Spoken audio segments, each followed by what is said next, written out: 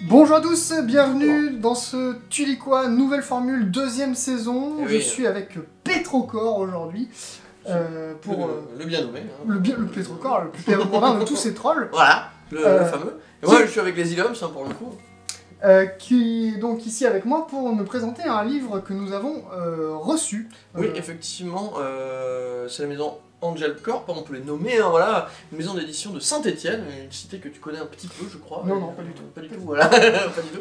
Voilà, donc on nous l'a envoyé, parce que ils avaient l'air de bien aimer les Tu lis quoi, comme quoi, déjà ce sont des gens de goût, hein, voilà, on peut le dire.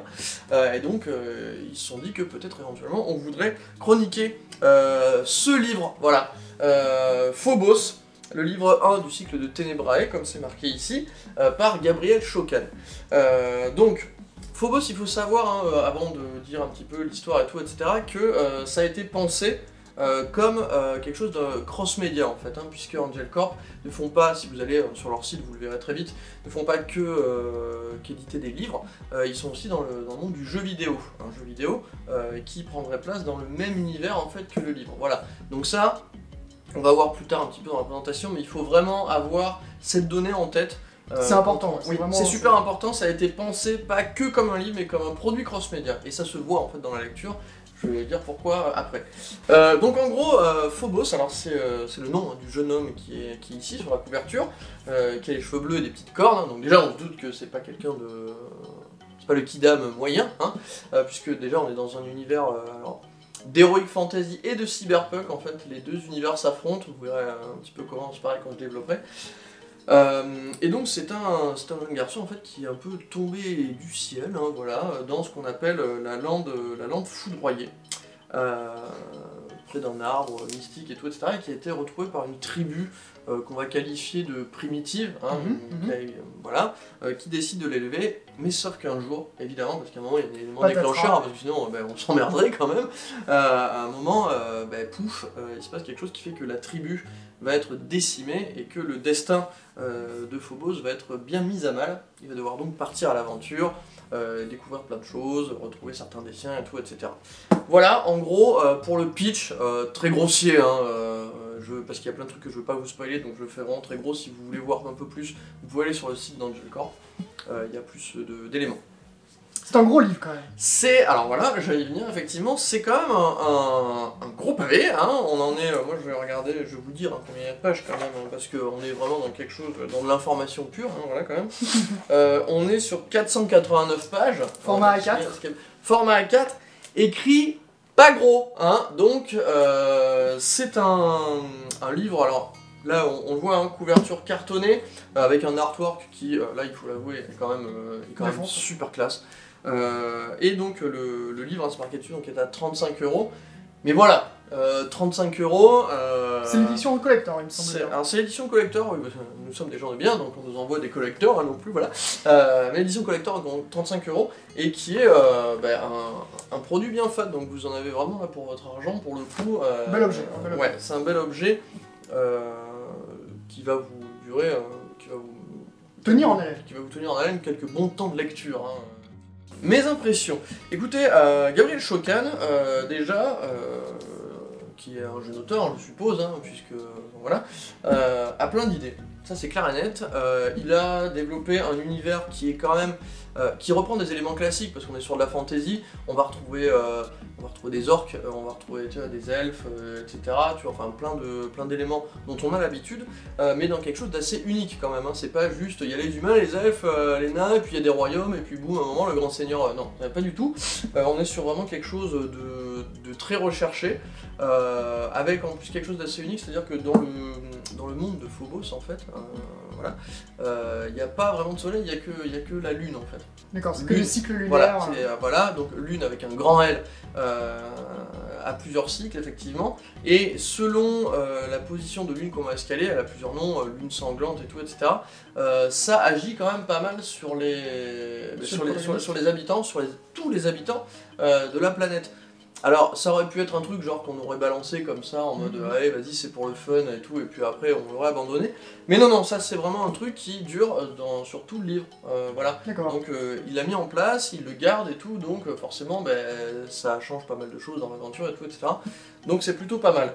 Tu as parlé peut-être encore des orques, un univers dark fantasy, etc. Ouais. Mais tu as parlé aussi de cyberpunk. Oui. Qu'est-ce que ça amène dans cet univers-là? Ça permet à Gabriel Chocan donc déjà de se faire plaisir, parce que c'est vrai qu'on sent qu'il aurait fait que de la fantasy, il se serait un peu emmerdé, et peut-être que du cyberpunk sans ces éléments un petit peu mystiques et tout, etc. Il se serait aussi un peu emmerdé. Voilà, il manquerait quelque chose. Je trouve que les deux s'embriquent pas mal.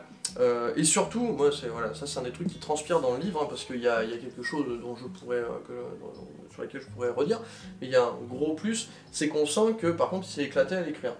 Ouais. C'est clair, on ressent quand il écrit que voilà, il s'est vraiment fait plaisir, il s'est dit allez vas-y, de toute façon, voilà, je fais ce que j'ai envie, je fais ce que j'aime, et voilà. Et là-dessus, voilà, et dans le développement des personnages, alors on aime ou on n'aime pas.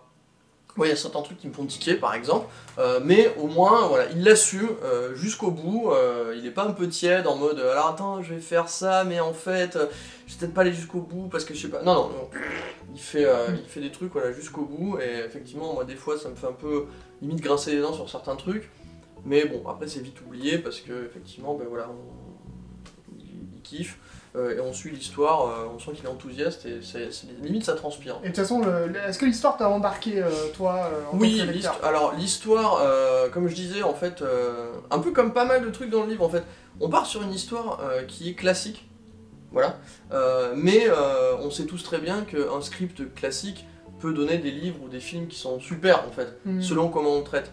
Là, pour le coup, c'est un peu le cas, parce que mine de rien, le coup du... Bon, l'enfant qui est limite tombé du ciel, qui a une destinée, recueilli dans une tribu, et en fait, voilà, il doit les retrouver et tout. Bon, on l'a déjà lu des centaines et des milliers de fois, quoi. Mais voilà, le tout, c'est de lui donner un développement un peu singulier, et là, pour le coup, c'est le cas. Du coup, pour être tout à fait honnête, qu'est-ce que tu n'as pas aimé aussi de l'autre côté? Qu'est-ce qui t'a fait tiquer, justement? Voilà, il y a des choses, on en parlait hors écran, voilà. Gabriel Chocan, c'est l'air d'être quelqu'un qui s'inscrit, qui assume le fait d'être dans la modernité, et ce qui fait qu'en fait, il y a des trucs, par exemple, quand t'as des orques qui crient sur certains trucs, c'est écrit tout en majuscule, le fameux caps lock d'internet. Ouais. D'accord. Donc ça, on sait que normalement dans les conventions de la littérature, ça se fait pas, ouais. Mais par contre, c'est hérité directement du langage internet, et c'est là qu'on en revient un petit peu au cross-média, jeux vidéo. Est-ce que c'est voulu, est-ce que c'est assumé, je sais pas. Mais c'est vrai que la première fois que tu vois ça, tu fais oh, tu vois, ouais, ça picote. Mais en fait, le typo c'est une hérésie. Mais après, voilà, Damasio, comme tu m'avais dit, Damasio joue beaucoup avec les règles de typologie. Pourquoi pas Terry Pratchett le fait aussi. Terry Pratchett, on sait tous que par exemple, quand la mort elle parle, c'est en caps lock, c'est tout en majuscule, tu vois. Donc bon, ce serait un peu salaud de tirer sur certains et pas sur d'autres sous prétexte qu'ils sont cultes. Bon, une fois que tu lis une fois, deux fois, ça fait tiquer, et puis après, une fois que tu l'as digéré, ça va, c'est bon. Ouais. Voilà. Y a d'autres trucs, par contre, moi je suis désolé, c'est pas pardonnable, mais ça c'est moi. À un moment, on tombe sur un personnage qui, je crois que c'est une elfée, ça s'appelle, c'est un mélange entre une elfe et une fée, hein. Vous voyez, elfée, mot valise, vous avez compris, voilà. Et il se trouve qu'elle parle un peu comme une Kiku Jap, hein, c'est-à-dire que... mais alors, déjà, à un moment, elle parle de cosplay, si tu veux, tu vois, elle dit Sugoi et tout, etc. Et bon, moi, si vous voulez, enfin, à l'époque où j'allais à la Japan Expo, je fuis les Kiku Jap comme la peste, c'est pas pour les retrouver dans mes livres, quoi. Soyons clairs. Alors après, bon, ça, c'est moi, hein, c'est mon avis de vieux connard, tu vois, etc. Après, il faut avouer que, bon, le personnage est assez rigolo. C'est un personnage qui a plusieurs personnalités, en fait, qui s'alternent et tout. Et il y en a une qui est particulièrement insupportable. Et puis voilà. Donc ça, c'est le genre de petits trucs, bon. Bon, c'est pas des défauts majeurs, pas du tout. Non, non seulement c'est pas des défauts majeurs, en plus, c'est des défauts qui sont assez subjectifs. Oui. Voilà, soyons clairs. On a tous eu dans des bouquins... je suppose que c'est arrivé, les Ilums, c'est des personnages qui te tapaient sur le système et que t'avais qu'une envie, c'est qu'ils crèvent, alors que ce soit fait exprès ou pas, je ne sais pas, mais en tout cas, bon, bah, ça arrive. Après, ça va, y a quand même beaucoup d'autres personnages qui sont là pour rattraper le truc, et voilà. Un autre truc, moi, qui me fait un peu tiquer, on a quand même, alors, moi, la grossièreté dans les livres de fantasy et tout, etc., j'ai aucun problème, voire même la vulgarité. quand les personnages le sont, les personnages qui sont vulgaires, hein, on ne tombe pas que sur des elfes qui parlent comme un poème de Baudelaire, quoi. Alors que quand les personnages sont grossiers, ça... Le problème, c'est, parfois, c'est le narrateur qui est grossier, tu vois. C'est-à-dire que dans la narration, tu vois, t'as un rythme assez soutenu, et là, d'un coup, voilà, le narrateur commence à dire que, machin, tu vois, genre, casse les couilles, des trucs comme ça. Moi... Ça t'a sorti peut-être un peu de l'assiette. Voilà, ça c'est le genre de truc qui, hop là, ça me sort un peu du récit, ce qui est dommage parce que bon après tu reviens, tu re-rentres dedans assez facilement, mais voilà, c'est le genre de petit truc, voilà, moi ça passe pas, personnellement. Après voilà, comme je disais, il y a des personnages qui sont grossiers, bon ben voilà, forcément quand tu tombes sur un minotaure des bas-fonds qui parle comme un charretier, oui, normal. Quand c'est le narrateur qui s'y met, ouais, c'est pas tout à fait pareil, voilà. Ça c'est les petits défauts que j'avais, vous voyez, hein, il n'y en a pas non plus des masses, d'autant que comme je disais, il y a quand même beaucoup de qualité, mine de rien, surtout que, alors je sais pas hein, si c'est son premier livre, mais ça a l'air d'être un très jeune auteur, et franchement, un jeune auteur qui pond un truc quand même de cette qualité, il faut le dire, aussi fat, et prévu sur plusieurs tomes en plus. Prévu sur plusieurs tomes avec un jeu vidéo derrière. Bon, c'est pas avec ces petits défauts que je vais le foutre au puits, soyons clairs, hein, on est quand même... voilà. Je te propose du coup qu'on passe directement sur le verdict, verdict complet.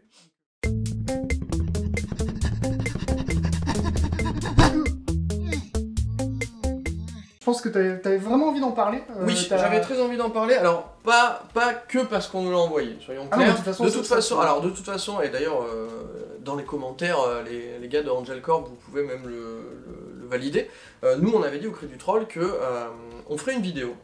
Que l'avis soit négatif ou positif, voilà, et que après on verra avec les gars d'Angel Corp si on va publier ou pas, parce qu'on veut pas non plus qu'on nous envoie des gens pour faire un bad buzz derrière, ça n'a aucun intérêt. Donc moi je voulais en parler parce que pour le coup, même si c'est quelque chose qu'on nous a envoyé, que j'aurais pas, je pense, trouvé comme ça, bah, c'est un produit qui est quand même vachement intéressant. Déjà parce que voilà, c'est une histoire dense, inventive, avec un auteur donc qui a envie de raconter des trucs et ça transparaît dans le livre. Qui tente aussi, qui tente des trucs, hein, ouais, effectivement, comme on disait, alors ça fait tiquer ou ça fait pas tiquer, mais bon, le problème quand tu innoves, c'est que ben, ça passe ou ça passe pas, auprès de certaines personnes, ou auprès d'autres ça passe très bien. Donc voilà, ce produit-là pour moi, enfin ce produit-là, oui, voilà, je dis produit parce que je garde en tant que cross-média, hein, voilà, c'est toujours ça le truc. Il est assez intéressant.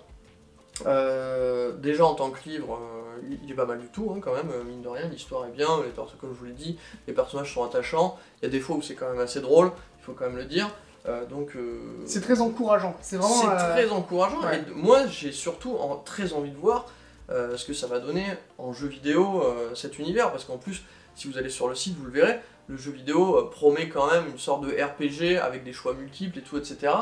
Donc c'est pas rien, hein, c'est pas les jeux vidéo genre juste des platformers à la con et puis merci, au revoir Huguette quoi. Non, là on est quand même sur des trucs, des gens qui ont de l'ambition, en plus des Français hein, qui ont de l'ambition, donc mine de rien, c'est bête à dire, mais à chaque fois on dit toujours ouais en France, on sait pas faire ce genre de trucs et tout, etc. Bah si, il y a des gens qui osent, donc là pour le coup c'est bien de mettre le projecteur dessus. Voilà, moi je ne peux que vous conseiller au moins de vous y intéresser. Oui, au moins d'aller voir leur site. Au moins d'aller voir leur site. Là c'est le format collector, donc effectivement ça a une certaine somme, etc. Comme on disait, 35 € avec voilà, une couverture cartonnée, un produit de qualité et tout, etc. Mais bon, voilà, comme je disais, c'est quand même pas loin de 500 pages. Format A4 avec une police d'écriture, c'est pas non plus, enfin voilà, c'est pas de l'arnaque quoi. Soyons clairs, c'est un produit qui vaut son prix à un moment, voilà, sinon vous allez acheter du poche. Hein. Donc comment ça s'appelle ? Phobos, tout simplement, Phobos, hein, voilà, pour bien le prononcer phonétiquement, de Gabriel Chocan chez Angel Corp. Voilà, le livre 1, donc on suppose qu'il y en aura d'autres, on l'espère d'ailleurs hein, pour les gars d'Angel Corp, que ça marche, que ça arrive à accrocher, et qu'ils arrivent à développer leur entreprise et tout ce qu'ils ont envie de faire au maximum, parce que moi je trouve qu'ils le méritent, franchement ils le méritent, tout simplement. Eh bien merci Petrocor, merci à vous, n'hésitez pas à vous abonner, à repartager cette vidéo, à mettre un like, pas de like, mais les pas de like on les voit plus, donc mettez des likes, on les voit. Abonnez-vous, et puis on se dit à la prochaine pour un Tu lis quoi, un Trolloscopie, ou un Professeur Fabius et un Bière le sabre. Ouais, et n'oubliez pas d'activer la cloche. Au revoir, prenez soin de vous. Voilà. Non.